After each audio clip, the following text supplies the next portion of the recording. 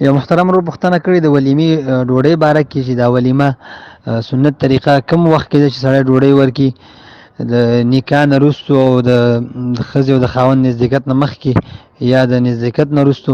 محترمه فتاوا عثمانیه لسم جلد 13مه صفحه باندې دا مسله ذکر کړې ده چې بهتره دا ده او افضل دا ده چې نکاح هم وشي او بیا د ښځې خاوند نزدېکت هم وشي او د هغې نه وروسته بیا ډوډۍ ورکړل شي، نو دا ډېره غوره اوله ده.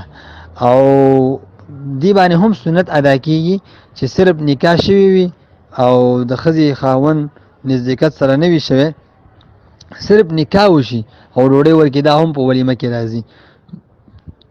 خو البته که چېرته نکاح هم نه وي شوي، بعضې خلکو ناوې نه وي راوړي او ډوډۍ ورکوي، نو دا بیا هغه سنت طریقه کې نه راځي، هسې خیرات دی. دا هم داسې نه ده چې دا ثواب یې نه کېږي یا یې ګناه وکړله. د ګناه کارونه دی، بعضې خلک دې کې سوچ لري چې ولا نکاح نه یې تړل شي ډوډۍ څوک ورکړي، دا د ګناه کار دی. نه، ګناه نه ده، دا هم خیرات دی، همداسې خیرات دی، خو سنت طریقه نه ده، سنت طریقه ادا نه شوله.